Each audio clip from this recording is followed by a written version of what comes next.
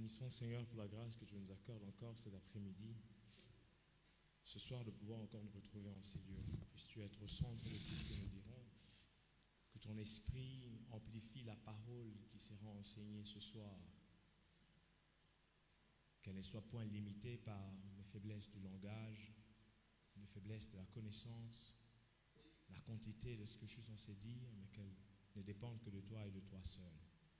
Très cher Saint-Esprit, parle à nos cœurs, enseigne-nous, dépeins clairement l'image du Christ dans nos esprits afin que nos cœurs reviennent au pied de la croix. Que tout ce qui sera fait en ces lieux, que tout ce qui sera accompli en ces lieux soit pour ta seule gloire. Que tous les autres noms disparaissent, que toute la gloire te revienne. Au nom de Jésus, notre Seigneur et Maître, nous avons ainsi prié. Amen. Amen. Est-ce qu'il y a la joie dans la présence du Seigneur? Amen. Ah oui, vous faites bien d'acclamer quand même. Hein?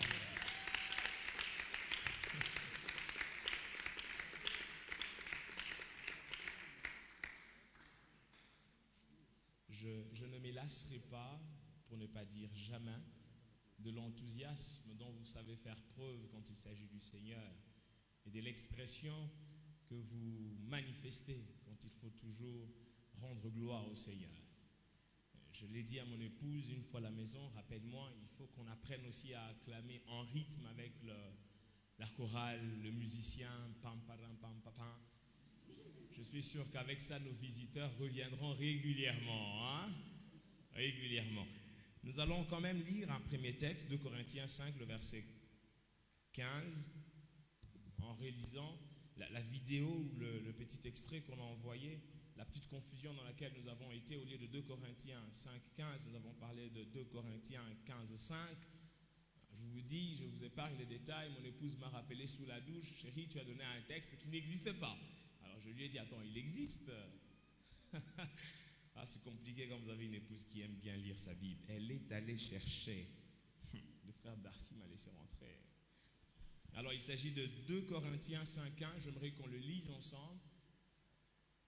Bon, d'accord. 2 Corinthiens 5.15, ma Bible dit, nous commencerons à partir du verset 14. Car l'amour de Christ nous presse, parce que nous estimons que si un seul est mort pour tous, tous donc sont morts, et qu'il est mort pour tous, afin que ceux qui vivent ne vivent plus pour eux-mêmes, mais pour celui qui est mort et ressuscité pour eux. Amen, amen. C'est un de mes plus beaux textes de la Bible, c'est un de textes qui m'ont beaucoup béni, c'est un de textes qui m'ont... C'est le texte qui m'a révolté, au fait. Je me suis rendu compte, en lisant ce texte, que je ne vivais plus pour moi, que je ne vivais plus pour les autres, que je ne vivais pas forcément pour plaire à ceux qui m'entourent, mais que je vivais pour celui qui est mort pour moi, que je vivais pour un seul. Je m'habillais pour un seul d'abord, ensuite, mon épouse pouvait dire quelque chose, mais je m'habille pour un seul, je parle pour plaire à un seul, je prie pour réjouir un seul, j'adore pour réjouir un seul. Et si je dois vivre de manière exceptionnelle, c'est afin que la gloire revienne à un seul. Et c'est celui qui est mort pour tous. Alors si nous reconnaissons que Christ est mort pour nous, nous avons l'obligation, nous avons le devoir de vivre pour Christ. Si nous reconnaissons que Christ est mort pour nous, nous avons l'obligation de vivre pour lui. La question qui se pose ce matin, pour qui vis-tu? Pour qui? Pour qui? Si nous vivons pour Christ, alors Christ seul doit nous influencer.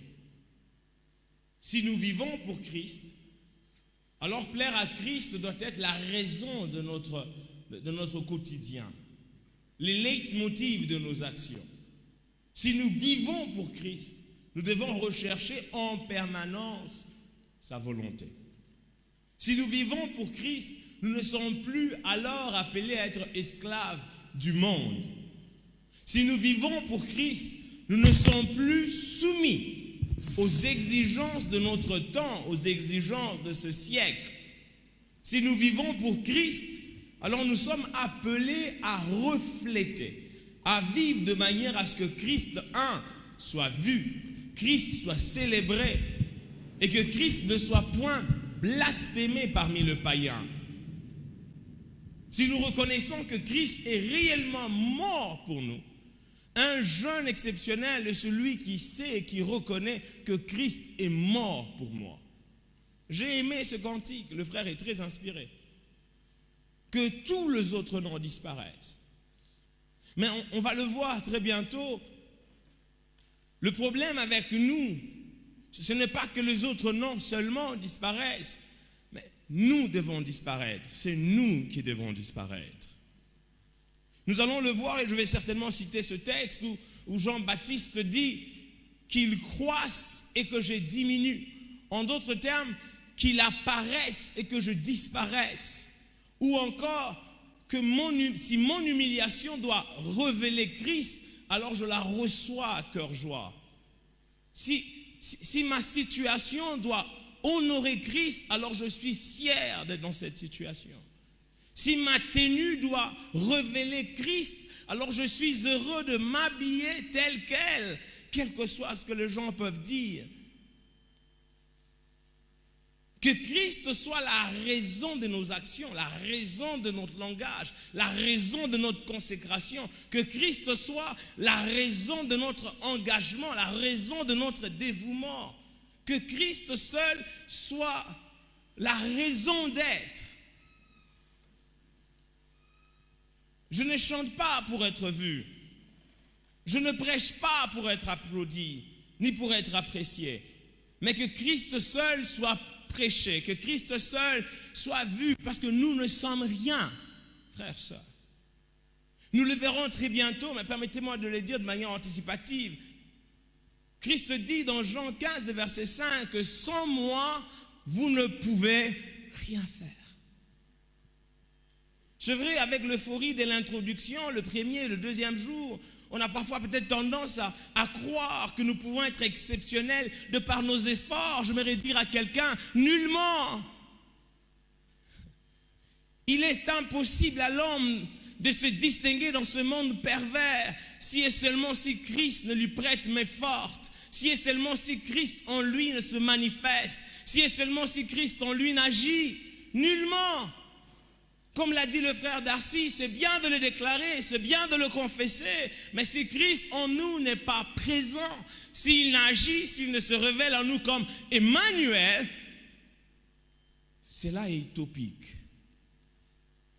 Nous commencerons cette semaine de la jeunesse et elle se terminera, puis on nous demandera et après. Lorsque Christ devient la source, la raison pour nous d'être exceptionnels, lorsque Christ nous met à part, comme le mot ecclésia, un peuple mis à part. Seul Christ nous met à part. L'homme de par lui-même ne peut se mettre à part. L'homme de par lui-même ne peut se distinguer de ce monde. J'ai aimé ce qui a été écrit sur l'affiche comme à Rémi. Dans ce monde où la compromission est une norme. La suite qui est montée dans mon esprit, c'est que être exceptionnel est plus qu'un impératif. Dans ce monde où se compromettre est la norme, être exceptionnel est un impératif. Un impératif. Parce que Christ doit être vu dans cette génération. Pourquoi devons-nous être exceptionnels? Parce que Christ doit être vu dans ma génération. Pas que le Christ qui nous sauve du péché, qui nous sauve de la mort, le Christ que nous adorons dans nos églises, non, mais le Christ aussi qui nous place au-dessus de la mêlée. Comme l'a dit le pasteur Jérémie, le Christ qui fait de nous de bons patriotes, le Christ qui fait de nous de bons étudiants, le Christ qui change notre caractère, qui façonne notre cœur. Ce que je veux dire, c'est que lorsque le processus de l'exception commence dans notre vie, il y a un avant et il y a un après. Nous ne pouvons prétendre être exceptionnels si et seulement si il n'y a pas d'avant et il n'y a pas d'après. Il doit y avoir un avant et un après. Marc, le 1er chapitre, le 16e et 20e verset. Pour ceux qui écrivent, écrivez. Jésus recrute les disciples et il va parler à ses disciples et il va leur dire « Suivez-moi et je ferai de vous. » Comme il passait le long de la mer de Galilée, il vit Simon et André, les frères de Simon, qui jetaient leurs filets dans la mer car ils étaient pêcheurs. Ils étaient pêcheurs. 17. Ils étaient pêcheurs. Ordinaires. Jésus leur dit, suivez-moi et je ferai de vous pêcheurs d'hommes. La première chose à retenir de ce texte, c'est que le Seigneur nous rencontre dans notre monde, dans notre ordinaire, nous appelle et nous présente un idéal extraordinaire. Je répète, le Seigneur nous rencontre dans notre ordinaire. Il nous appelle et il nous propose un avenir exceptionnel. Jusque-là, pour Pierre et ses frères, c'était inimaginable qu'un homme puisse partir de pêcheur d'hommes, de pêcheur de poissons à pêcheur d'hommes. J'imagine que pour Pierre, c'était déjà un concept exceptionnel. J'ai aimé ce qu'un auteur a dit, lorsque nous rencontrons les seigneurs, il nous donne à raconter. Je répète, lorsque nous rencontrons les seigneurs, il nous donne à raconter. Lorsque nous rencontrons les seigneurs, il nous donne un idéal au-delà de toute attente. Lorsque nous rencontrons les seigneurs, il trace un autre chemin. Lorsque nous rencontrons les seigneurs, il nous appelle à être, à devenir ce que nous n'avions jamais imaginé pouvoir devenir. Amen, amen. Lorsque nous rencontrons les seigneurs, il nous donne à raconter. À raconter. Il y a un avant et il y a un après. Il dit, suivez-moi et je ferai de vous pêcheurs d'hommes. Il parle à de pêcheurs de poissons, mais il leur dit, moi je ferai de vous. Il n'a pas dit, venez et vous travaillerez à devenir pêcheurs d'hommes. Non, il a dit, suivez-moi et moi je ferai de vous pêcheurs d'hommes.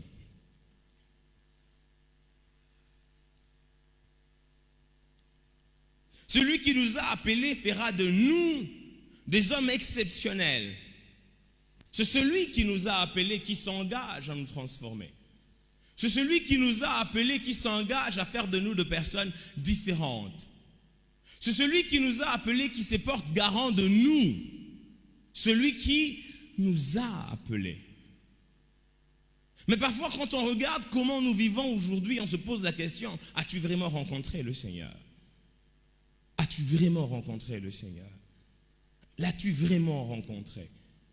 J'ai toujours été choqué en qualité de pasteur quand il faut sortir dans la rue et aller parler de Jésus. On a tendance à nous poser la question, un pasteur, que je dise quoi?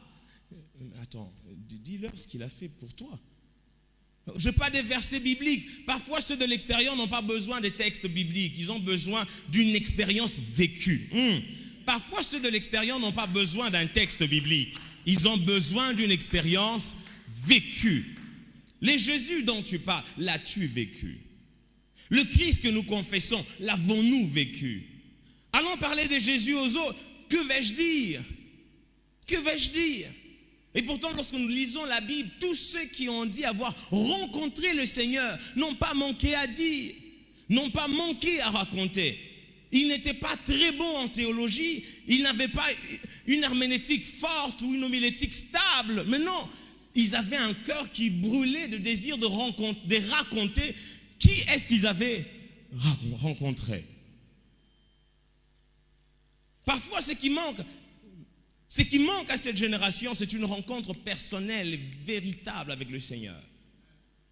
Plusieurs d'entre nous sont venus au Seigneur par un discours de motivation. C'était beau, c'était émouvant, c'était chaleureux, et je me suis décidé de venir enfin.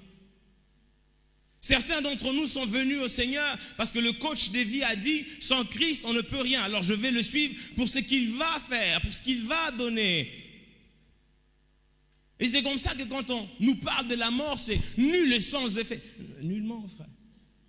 Plusieurs d'entre nous, nous aimons Jésus, sauf quand il faut le rencontrer. Nous aimons Christ, sauf quand il faut le rencontrer. Sauf quand il faut le rencontrer. J'ai aimé une blague. Un homme de Dieu nous fait rire. Il dit, un fidèle est allé le voir pour lui raconter que lorsqu'il y a eu éruption volcanique ou l'annonce d'une éruption volcanique, le fidèle ne savait pas quoi faire avec sa famille. Alors il appelle son pasteur pour savoir, papa, est-ce qu'il faudrait qu'on bouge ou qu'on ne bouge pas? Qu'est-ce que dit Dieu? Le pasteur lui dit, nous nous disons que ça, qu'on a un sac et ça y.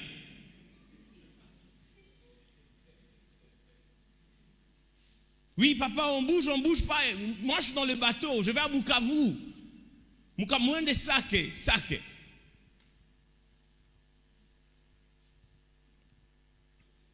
Tous les chrétiens n'ont pas le même niveau de maturité pour comprendre que les pasteurs sont aussi des pères qui doivent mettre leur famille en sécurité. Pour certains, papa a fui, papa a paniqué. Et la prophétesse Volcan a fermé son téléphone. Alors, il est important de comprendre ces choses, que c'est celui qui nous appelle, qui s'engage à nous transformer. Mais quand on lit ces textes, on se rend compte que beaucoup ne le vivent pas. On ne le vit pas. La Bible dit, avec Christ, nous ferons des exploits. En d'autres termes, avec Christ, nous serons exceptionnels. Oui, c'est ce que la Bible promet. Avec Christ, avec Dieu, nous renversons de murailles. Avec Dieu, nous fonçons sur une armée. Nous sommes en réalité exceptionnels. Mais pourquoi est-ce qu'on ne le vit pas? Pourquoi je ne suis pas différent? Pourquoi je n'ai pas une sagesse supérieure à celle de ce monde? Pourquoi je n'ai pas une intelligence supérieure à celle de ce monde? Est-ce parce que Dieu est incapable de nous l'accorder? Non. C'est parce qu'on ne fait pas notre part, au fait. Non, on ne fait pas notre part. On ne fait pas notre part. Remarquez que quand il appelle André et Pierre, il leur demande de le suivre. Et André et Pierre déposent ce qu'ils faisaient. Ils arrêtent ce qu'ils faisaient. Ils arrêtent.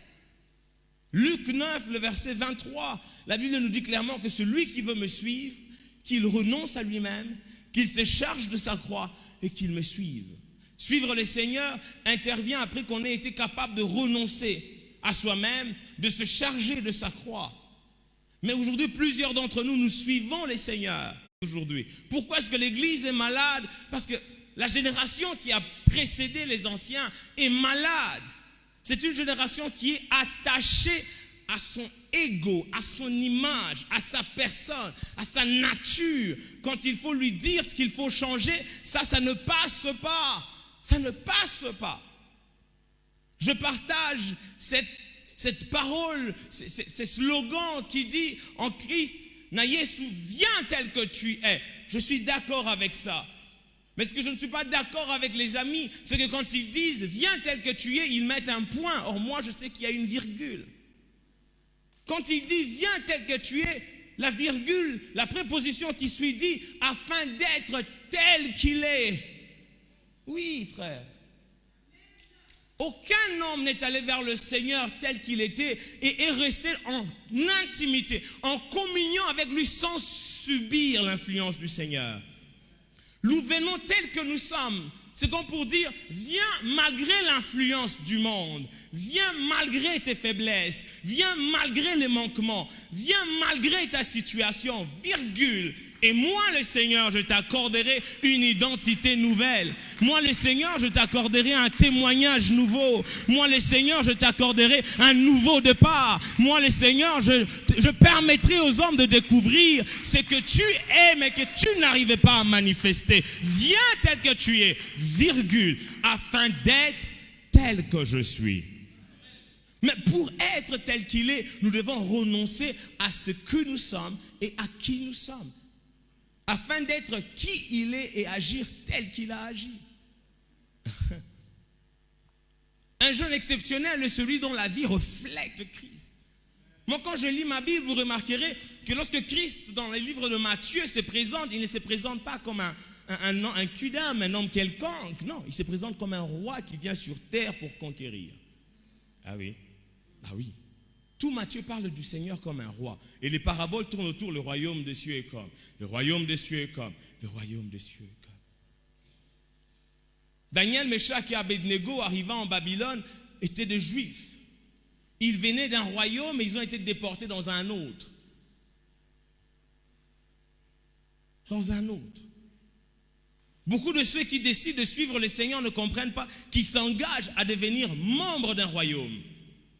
C'est ainsi que Pierre peut dire que nous sommes pèlerins sur la terre. Et nous l'avons dit hier, les pèlerins sur la terre résideront dans la Nouvelle Jérusalem. Les résidents sur la terre ne seront pas pèlerins en enfer. Oh non, nous ne le serons pas. Je prie que personne ne goûte à ça. Vous vous rendrez compte que c'est un pèlerinage sans fin. Sans fin. Sans fin. La jeunesse, elle passe et elle passe vite et parfois on a tendance à l'oublier. La jeunesse, elle passe et elle passe très vite et on commet tellement d'erreurs. Nous commettons des erreurs. Certaines erreurs sont réparables, d'autres sont irréversibles. Et nous sommes appelés à vivre avec les conséquences de nos choix, les conséquences de nos erreurs. Et quand on grandit, on devient un peu plus mature. On s'est dit, si je savais. Et pourtant, quand on a une église dans laquelle ces choses sont prêchées, ces choses sont enseignées, où nous avons des enseignants comme le pasteur Jérémie, les frères Darcy, frères, sœurs, et ne pas être capable de devenir un jeune exceptionnel, soit on a des liens, soit c'est des réclamations familiales, soit on a décidé de vivre de manière médiocre. Mes frères, sœurs, je nous invite à la révolte. Oui, je nous invite à la révolte. Je nous invite à la révolte. La révolte contre la tendance populaire. La révolte contre la tendance acclamée de la population. La révolte contre ce que tout le monde fait. Je nous invite à la révolte. Je nous invite à se révolter contre un système établi. Ma Bible dit ne vous conformez pas au siècle présent. Ma Bible dit ne vous conformez pas. En d'autres termes, ne vous identifiez pas à cette génération. Ne vous identifiez pas à ce monde. Vivez de manière à ce que tout le monde sache que vous n'êtes pas de ce royaume. Vous êtes membre du royaume d'en haut. Vous êtes représentant du royaume d'en haut. Et nous sommes ambassadeurs du royaume d'en haut. Mais de ce fait, il faudrait que nous prenions la ferme résolution de ne point se conformer. Nous devons prendre la ferme résolution. Les vies, les choses ne changent pas parce qu'on a l'intention, non, pas parce qu'on a le choix, mais parce qu'on a décidé et qu'on est déterminé à vivre les résultats de notre choix. J'ai décidé de vivre différemment et je sais que Dieu est fidèle. Frères, sœurs, un non-politicien a dit que c'est difficile jusqu'à ce qu'on arrive à le faire. Tout le monde dit que c'est impossible jusqu'à ce que nous soyons décidés de le faire.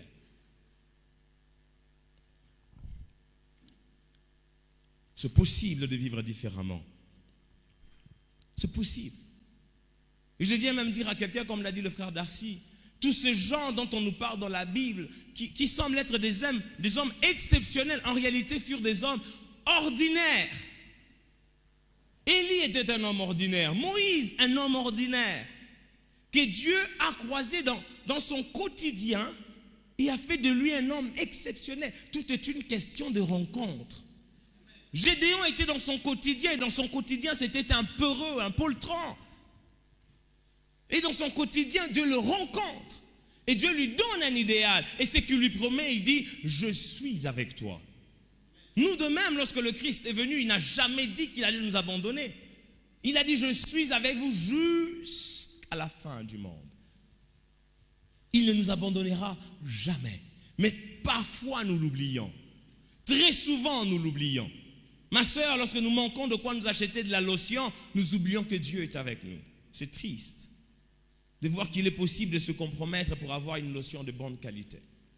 C'est triste qu'il est possible de se compromettre pour avoir une coiffure extravagante.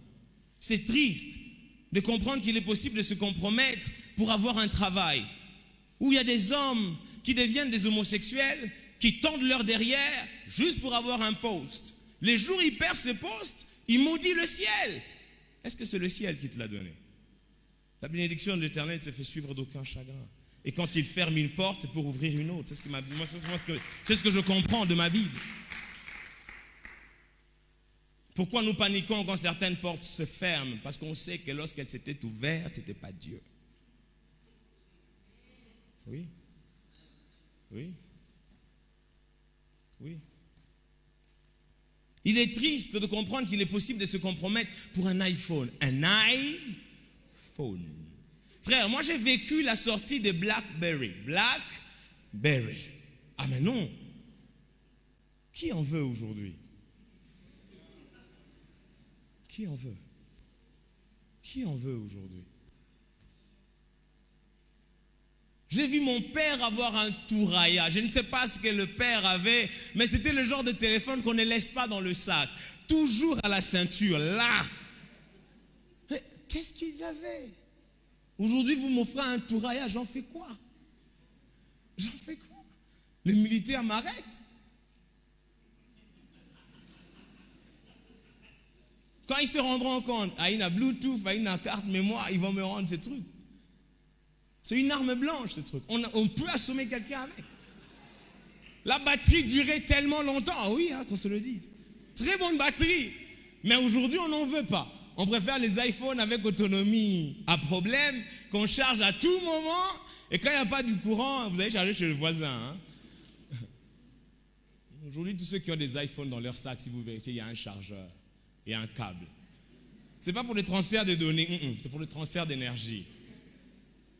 Mais aujourd'hui, vous vous rendez compte que pour ce qui est vaniteux, on est prêt à trahir la race. On trahit la race pour ce qui est vaniteux. 4 fois, j'ai été viré d'une entreprise parce que je refusais de corrompre. 2 fois, mon épouse a dû abandonner un travail avec un salaire assez rémunérateur parce qu'elle a refusé de falsifier des factures. Pendant des années, j'ai vécu dans la misère, la pauvreté, le manque. Je ne mettais qu'une seule et même chaussure. Je me souviens, permettez que je vous le dise, je me souviens avoir ramassé une chaussure qu'un ami a jetée. J'ai essayé, ça n'entrait pas. Mais quand j'étais à Goma, j'avais appris que quand ça ne convient pas, il faut enlever le tapis.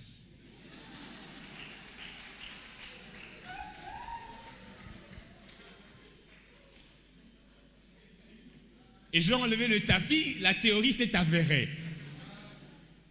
Rassurez-vous, je rendu grâce au Seigneur. Je n'en avais pas honte parce que ce n'était pas écrit sur mon front. Il est qui a ton avala les logos. Non, nullement. Nullement.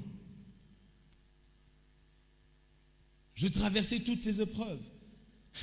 Il m'arrive de raconter cette histoire à mon épouse, qu'elle me le permette. C'était difficile d'avoir de quoi manger à une époque, très difficile. Le prix de la consécration, parfois, il coûte cher.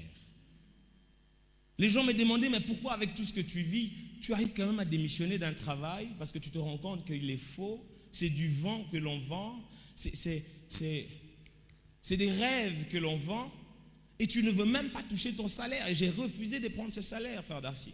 J'ai refusé, ils m'ont appelé, viens prendre au moins les quelques mois pour lesquels tu as travaillé. J'ai dit nullement, c'était du bénévolat. Du bénévolat. Et on me demande pourquoi est-ce que tu payes, pourquoi est-ce que tu te comportes. J'ai dit, je paye le prix de ma consécration. Que diront ceux du dehors quand ils apprendront que j'ai participé à cette escroquerie? Comment pourrais-je me tenir encore devant une jeunesse et leur dire « Craignez Dieu » alors que dans ma conscience, je sais que je ne le crains nullement. Manger était difficile. Difficile. Vous vous rendez grâce, je ne sais pas pourquoi. Moi, il m'arrive de dire « Seigneur, je te rends grâce dès qu'aujourd'hui, il y a un repas. » Et je suis sincère quand je le lui dis. Ah oui. Oh Seigneur, après le repas, il y a des fruits. Oh, merci Jésus. Il y a eu une époque, la seule céréale que j'avais pour dessert, c'était des arachides. Et quand on vous donne pour essayer, vous dites, ah, pas notier tout yot et maman. Tout fait nombre. Ou un ami, je ne sais pas, saisi par la pitié ou par la compassion, m'a dit, on va manger chez tel. J'ai dit, merveilleux. Nous nous mettons à suivre la personne comme de moutons de panurge. On suit le berger. Le frère qui m'accompagnait est resté derrière. Et la dame qu'on suivait s'est arrêtée parce qu'elle s'est rendue compte que je l'avais en filature. Elle s'arrête, elle me pose la question, il y a un problème. C'est là que j'aurais aimé être lingalaphone, swahiliphone. Malheureusement, j'étais francophone. C'est là que je lui dis, non, il n'y a rien. Il dit, vous allez où? Drôle de question. Mais on va chez vous.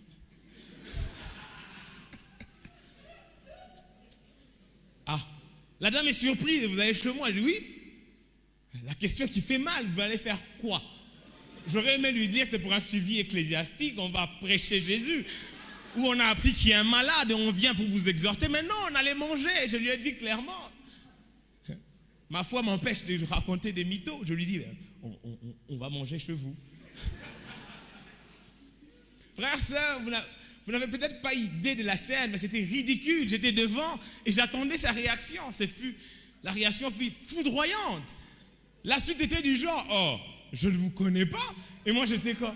Le frère qui n'était même plus derrière, il était très loin. Et elle avait raison, elle ne me connaissait pas. Comment venez-vous manger chez moi? Frère, c'est là que la vie appartient aux courageux. Hein? Mon bonheur dépendait de sa cuisine, il fallait que je me défende. Avec foi, avec audace, mais ça n'a produit aucun résultat. J'étais collé au sol, je ne savais plus bouger. Je dis, mais il n'y a pas de problème, on pourra venir une autre fois. Non, attendez que je vous invite, mais jusque-là, je n'ai pas l'intention de le faire. Merci. Il n'y a pas de souci, merci. J'étais fâché, j'étais humilié, j'étais rabaissé. J'avais une boule dans la gorge, j'avais envie de lui dire ces 4 vérités. Quand l'ami est venu, il dit, oh, mais tu es là, tu n'es pas parti chez elle. Je dis, tous les jurons du monde ont traversé mon esprit avant de lui répondre. Mais heureusement que le Saint-Esprit a placé un tamis sur ma bouche, un tamis. Je pensais à des jurons, mais c'est des paroles pleines de charme et de grâce. Mais un cœur dans un cœur qui saignait. Hein. Et malgré ça, je continuais de servir le Seigneur. Et malgré ça, je continuais de le craindre. Et malgré ça, quand on m'a demandé de prendre la direction de l'agence, j'ai refusé. Et je leur ai dit, le Seigneur m'a dit de ne pas accepter. Pathétique. C'était pathétique. Un homme m'a dit, tu mourras pauvre. Je lui ai dit, oui, dans ton monde, c'est sûr. Dans le mien, j'en doute fort. Parce que l'architecte, par excellence, est à l'œuvre. Exact. Et ma Bible me dit, celui qui a commencé en vous cette œuvre la rendra parfaite. J'aimerais dire à un jeune, ce n'est pas parce que tu parais médiocre aujourd'hui que l'excellence ne sera pas ton partage demain. Reste fidèle. Reste fidèle. J'aimerais dire à un jeune aujourd'hui qui, lorsqu'on parle d'exceptionnel, ça sonne grave dans son esprit. Mais lorsque demain les journaux parleront de toi, tu te souviendras de cette semaine. Parce que celui qui a commencé en toi cette œuvre la rendra parfaite. En d'autres termes, il la rendra exceptionnelle. Parce qu'il n'est pas l'auteur des œuvres inachevées. C'est qu'il commence, il achève. La Bible Parole Vivante dit, c'est qu'il commence, il amène jusqu'au bout. Il finit ce qu'il a commencé. J'ai comme l'impression que la Parole Vivante a été traduite, inspirée de la version en Lingala. En Lingala, on aurait dit, c'est qu'il commence à 600 go. Ah oui. Aussi Sango. Il m'arrive dans mes prières de dire, Seigneur, tu as commencé tout ça. Tu vas finir. Tu vas finir. Pendant que je pleurais sous la douche et que la vie commençait à devenir un calvaire, le Seigneur me dit, audiblement, oui, Dieu parle audiblement. Dieu parle, frère.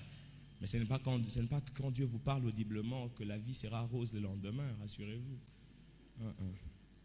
Quand Dieu vous parle de manière extraordinaire, armez-vous de patience et lisez votre Bible. Soyez fidèles à la prière et attachez-vous aux hommes de Dieu parce que l'adversité est devant et vous avez besoin de cette parole qu'il vous donne pour demeurer sur le chemin qui vous conduit à devenir exceptionnel. Exceptionnel. Quand Dieu nous parle de manière exceptionnelle, c'est pour nous préparer à un parcours exceptionnellement difficile. Oui. J'ai appris dans le parcours que quand les seigneurs répètent plusieurs fois une même prophétie, c'est que tu n'as pas encore la foi pour vivre ce qu'il t'a dit. Quand à tout moment on te dit, tu auras de l'argent, c'est que la mentalité, là-dedans, là, c'est encore un problème. C'est là-dedans, il y a encore un problème. Non, il ne faut pas s'en réjouir. Oh, balinita brilla, nini. T'as quoi? Nous tout kuboissan. Aïe, c'est que là-dedans, là, le Seigneur est encore en train de frapper. Il faut que ça entre. Le Seigneur me dit, ma fidélité se révèle dans la vie de ceux qui sont persévérants. Or, ma fidélité se révèle dans la vie de ceux qui sont persévérants. Si je veux vivre la fidélité de Dieu, je dois aller jusqu'au bout. Malgré les insultes, les moqueries, les railleries, je vais jusqu'au bout, je persévère. Je persévère. Il y a culte de la jeunesse, je suis le seul à être ponctuel, les autres se moquent de moi. Moi, je persévère. Parce que je ne viens pas pour le frère Darcy, je viens pour celui qui m'a appelé et qui est fidèle. Parfois, la jeunesse, nous oublions la fidélité de Dieu. Notre foi repose sur quoi? Celui qui nous a appelés fera de nous des êtres exceptionnels. Et chaque défi sur notre chemin doit servir à forger le caractère d'homme exceptionnel que nous sommes appelés à être. Ne regardons plus les difficultés, les problèmes, les défis comme des obstacles définitifs. Mais non, voyons plutôt ces obstacles comme une passation des ceintures pour ceux qui ont fait un peu de sport. Lorsque vous êtes une ceinture blanche et qu'il faut passer à une ceinture jaune, on vous met face à une ceinture marron ou orange et vous devez vous défendre et on verra bien ce qui va se passer. Vous devez la mériter, cette ceinture. J'ai aimé ce qu'un homme de Dieu a dit, que le Seigneur ne nous amène pas d'une saison à une autre parce qu'on a réussi ou parce qu'on a compris ou parce qu'on le mérite, mais parce qu'on a tiré des leçons de la dernière saison. Le Seigneur nous amène d'un état ordinaire à un état extraordinaire, d'un état ordinaire à une norme générale, pour une norme exceptionnelle, si nous avons tiré des leçons de la norme générale, si nous avons fini par comprendre que le monde est compromis et que je dois maintenant m'orienter vers le Seigneur. Il ne suffit pas de dire « je suis exceptionnel ». Non, il faut savoir pourquoi veux-tu l'être. Moi, je sais pourquoi. Parce que le monde attend avec un ardent désir la manifestation du Fils de Dieu. Si nous n'allons pas nous manifester à deux, je reste certain qu'il y a de ceux qui sont derrière et qui observent qui va se présenter en premier. Lorsque nous étions en classe, ça arrivait, et même ici, ça peut arriver, que je m'arrête de prêcher, que je dise qu'un frère élève la voix est compris. Il y a toujours de voix connues pour s'élever. Toujours. Tout le monde est silencieux, on attend. Le frère Darcy va prier. Non, le frère Don va prier. Le frère Baraka va prier. Non, cette fois-là, ce sera toi. Ce sera à toi de prier. Chaque défi doit révéler le Dieu qui nous a appelés. Chaque défi doit révéler le Dieu qui nous a appelés. S'il est exceptionnel, alors il se révélera au travers de nous. C'est à nous de manifester ce Dieu. Lorsque David se présente devant Saül pour dire « j'irai terrasser ces géants », remarquez avec moi que Saül pose la question 2 fois au sujet de David « de qui est-il fils ?» On est d'accord? Lorsqu'il va au combat, après qu'il ait tout essayé, l'armure de Saül, l'épée de Saül, et que le petit se soit décidé d'aller combattre le grand Goliath avec une fende, et il n'avait pas encore ses pierres, parce qu'il les a ramassées dans le torrent quand il avançait. Est-ce que quelqu'un me comprend? Saül pose la question. De qui est-il fils? Vous savez pourquoi il a posé la première question? C'était pour organiser ses funérailles. Quand le petit David va mourir, à qui doit-on adresser nos condoléances? Malheureusement, le général Abner répond, eh bien, je ne sais pas, mais en bon militaire, il dit, je vais quand même m'enquérir, je vais chercher. Quand le petit revient avec la tête de Goliath, il a terrassé les géants, on pose encore la question. De qui est-il fils? Et bien Abner répond toujours, je ne sais pas. Vous savez pourquoi il a posé la question pour la 2e fois? Il souhaitait comprendre la sémence qui a donné vie à cet enfant. Il est vraiment israélite. Ce petit est vraiment de chez nous, là. Son papa n'est pas de chez nous. À qui doit-on adresser des félicitations? J'aimerais dire à quelqu'un que lorsque nous entrons, nous décidons de sortir d'un cercle, les gens te poseront la question, qui es-tu pour sortir de ce cercle? Lorsque nous déciderons d'être différents, les gens nous poseront la question, qui es-tu? Qui prétends-tu être pour décider d'être différent? Qui prétends-tu être? Le diable nous posera la question, qui prétends-tu être? Les démons nous poseront la question, qui prétends-tu être? Mais lorsque nous aurons mis les démons KO, les gens aussi viendront nous poser la question, qui es-tu? Et nous répondrons, nous sommes des disciples du Seigneur. Des disciples du Seigneur. Avant de finir, j'aimerais nous parler de cette petite histoire, puis je vais faire 3 appels. 3 appels. En venant, le Seigneur nous a dit qu'il était avec nous, et je crois qu'il est présent. Je ne le sens pas, je ne le vois pas, mais je le sais. Parce qu'il dit que là où 2 ou 3 sont réunis en mon nom, je suis au milieu d'eux. Et le quorum est plus qu'atteint ce soir. Il est là. Il est là. Et il est sur le point de donner à quelqu'un un nouveau départ, quel que soit ton parcours, tes échecs, tes hauts, tes bas, ta famille, tes faiblesses, tes manquements, ce que les gens ont pu dire de toi. Il est là et il est sur le point de commencer une histoire exceptionnelle avec toi. Mais il faudrait croire que sans Christ, tu ne peux rien. Le Seigneur dit à Pierre, permettez-moi de trouver ce texte, dans Matthieu 26, 33 à 35, le Seigneur annonce sa mort et il va dire à Pierre, voilà, je vais être livré, je vais mourir et tout. Pierre décide de dire à Dieu, loin de là, Pierre prenant la parole lui dit, quand tu serais pour tous une occasion de chute, tu ne laisseras jamais pour moi. Déclaration exceptionnelle. C'est une déclaration exceptionnelle. Lisons la suite. 34.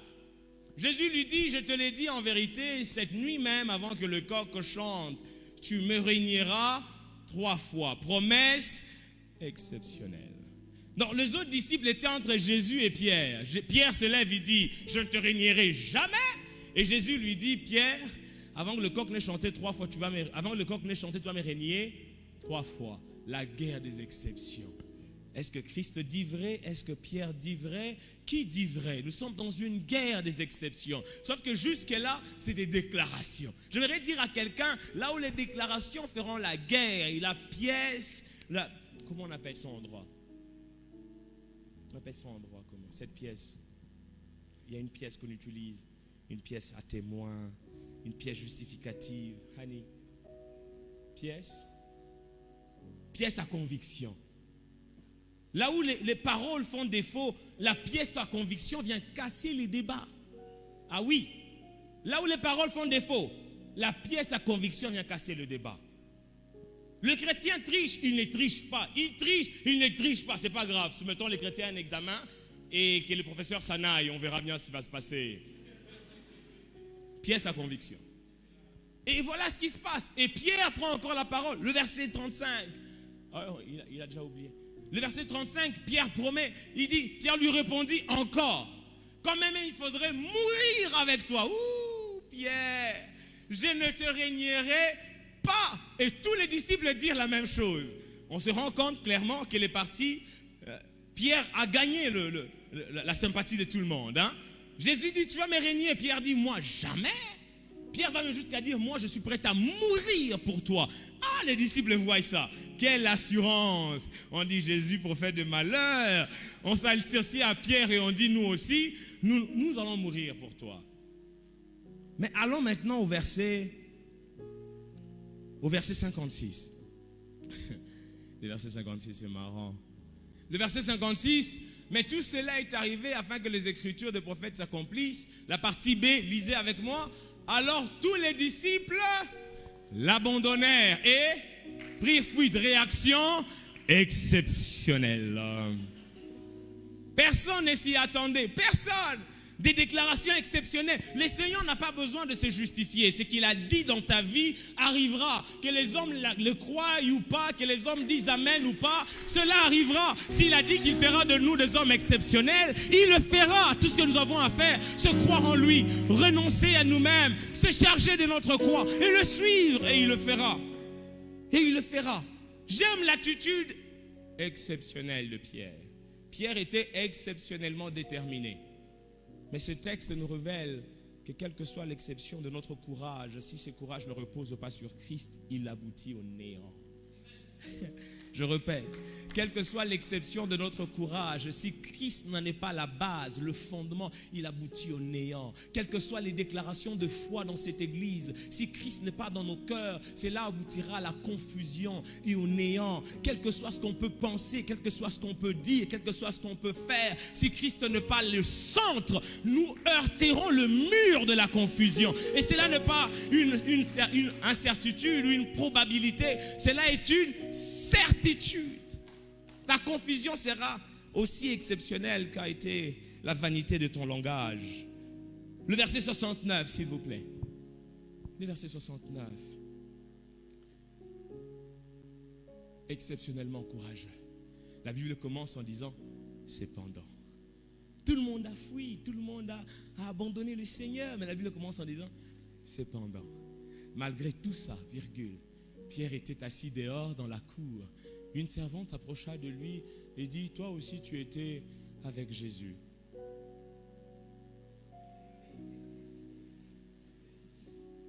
Exceptionnellement découvert.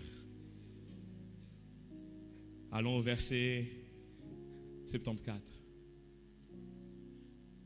Au verset 70, il nia, reviens au verset 70, mais il le nia devant tous, disant, je ne sais pas ce que tu veux dire. Non, Pierre, tu sais. Jusque-là, il nie le maître de manière élégante. Élégante. J'aimerais dire à quelqu'un, un jour, l'hypocrisie de ton cœur sera mise à nu. Un jour, l'hypocrisie de ton cœur sera mise à nu. Je répète, l'hypocrisie de ton cœur, la vanité de ton langage, ta prétention sera mise à nu. Sera mise à nu. Si tu n'obéis pas à la voix de Christ, un jour nous le saurons. Ma soeur, un jour on saura qui tu es. On saura si Christ est dans ta vie ou pas. On saura si tu es toujours sur le droit chemin ou pas. Le verset 74 nous le révèle. Et ça, c'est choquant. C'est choquant. Aussi bien que notre vanité exceptionnelle, notre confusion le sera autant. Le verset 74 dit, alors, il s'est mis à faire des imprécations. Et jurait, je ne connais pas cet homme. Je le jure, je le promets sur la tête de ma mère, je ne le connais pas, ce frère. C'est comme Christ. Ma réponse, Mandougou. C'est comme Christ. Et aussitôt, le coq chanta. Accomplissement exceptionnel. Ce que Dieu dit ne manque jamais de s'accomplir. Ce n'est pas parce qu'il a dit une fois qu'il ne le fera pas. Ce n'est pas parce qu'il a dit une fois qu'il viendra en retard. Ce n'est pas parce qu'il a dit une fois qu'il a besoin de se répéter pour qu'on croie. Non, y croire suffit. Mais cependant, le premier appel de ce soir, c'est que parmi nous, il y a de ceux qui s'étaient engagés sur la voie de devenir exceptionnels, mais à cause de l'adversité, se sont relâchés et ont comme l'impression que c'est utopique et ne savent plus avancer. Tu vas juste plier tes bagages et tu vas t'avancer. Deuxièmement, il y a de ceux parmi nous qui étaient engagés dans le Seigneur, qui l'aimaient, qui le suivaient, mais comme Pierre, face à l'adversité, ils ont renié le Christ. Ils se sont compromis parce qu'ils voulaient plaire à la masse, parce qu'ils voulaient être applaudis. Je viens te dire que ça peut changer ce soir. Le Dieu qui t'est condamné hier est le même qui fait miséricorde aujourd'hui. Et il t'appelle, viens tel que tu es. Lui seul est capable de faire de toi un homme exceptionnel. Tu es là, plie tes bagages. N'attends pas ton voisin. Avance-toi devant, on va prier. Mais troisièmement, tu es là, l'âme, que Dieu bénisse ce frère qui s'avance. Tu es là, il vient de faire le premier pas, tu attendais à ce qu'il s'élève. Viens toi aussi, viens toi aussi. Viens. Cette parole te concerne, ne rate pas ce moment. Ne rate pas ce moment, ne regarde pas à côté, ne regarde pas à gauche. Que le frère te regarde ou pas, de la même manière que ton courage est exceptionnel, ton témoignage sera aussi exceptionnel. Alléluia. Mais troisièmement, tu es là. Tu n'as jamais rencontré le Seigneur. C'est comme ça que tu ne sais pas quoi dire. Tu penses qu'être chrétien, c'est venir à l'église, avoir été baptisé, avoir communié. Tu penses qu'être chrétien, c'est appartenir à une famille chrétienne. Ce n'est pas le cas. Être chrétien, c'est avoir reçu Jésus dans sa vie comme Seigneur et Sauveur. Et cette confession de foi que nous répétons très souvent devient esprit et vie en nous. Nous renonçons à nous-mêmes pour le laisser vivre comme notre Sauveur et Seigneur. Et ce soir, tu as entendu sa voix et tu aimerais le rencontrer afin qu'il fasse de toi aussi un homme exceptionnel. Tu peux te joindre à nous. Viens. Que tous les autres noms disparaissent. Viens. Que Dieu te bénisse, ma soeur. Quel courage exceptionnel. Exceptionnel. Tu n'as pas besoin d'encouragement. Avance. Que Dieu vous bénisse, mon frère. Tu es encore là. Toi, tu es là. Tu es là. Le Seigneur m'a dit que vous étiez là. Et nombreux même. Oui, je vois des gens s'élever. Merci Saint-Esprit, toi qui convaincs le cœur. Je vois des gens s'élever. Quel que soit l'appel pour lequel tu te lèves, viens. Je ne te poserai aucune question. Le frère Darcy va s'en occuper. Viens. Dépêche, on n'a plus le temps. On n'a plus le temps. Le Dieu de la restauration est au milieu de nous. Le Dieu du nouveau départ est au milieu de nous. Le Dieu de l'exceptionnel est au milieu de nous. Oui, viens, toi qui attendais. Ne reste pas assis. Cours, c'est le Seigneur qui t'appelle. Viens devant lui, viens et dis-lui, Seigneur, me voici. Tel que je suis, je m'abandonne à toi afin que tu m'accordes non seulement un nouveau départ, mais une nouvelle faveur. Tu es là, tu hésites encore. Il y a quelque chose qui te retient. Ne laisse pas que l'hypocrisie de ton cœur soit mise à nu afin que tu reviennes au Seigneur. C'est maintenant que tu peux te repentir, afin que le reste de la semaine soit pour toi bénéfique. Une dernière personne. Allez, viens, on va prier. Viens, sois courageux. Viens, ne te laisse pas intimider par la foule. Voilà, c'est toi que j'attendais. Le Seigneur a rendez-vous avec vous, frères. On va élever la voix tous ensemble. Nous allons dire, Jésus, prends ta place. Est-ce qu'un membre de la chorale peut venir nous aider juste à répéter ce refrain? Frère Baraka, venez. Ah, il y a d'autres frères qui s'élèvent. Alléluia. Frère Baraka, venez, dépêchez-vous. Venez, on a besoin de vous, frère Baraka. On a besoin de vous. Christ doit prendre place dans un cœur ce soir. Christ doit reprendre. Allez-y. Est-ce que la chorale, tout le monde peut chanter avec la chorale? Que tous les autres noms disparaissent. La chorale va baisser le volume, que l'assemblée monte. Oui. Que tous les autres noms disparaissent. Est-ce que ce lieu peut trembler de la présence du Seigneur? Oui. Que tous les autres noms disparaissent. Ceux qui sont devant, commencez déjà à parler au Seigneur. Jésus, prends ta place. Que tous les autres noms disparaissent.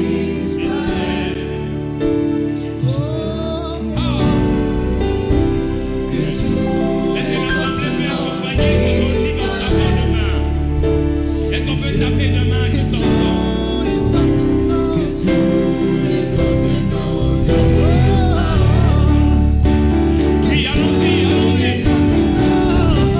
Que tous les autres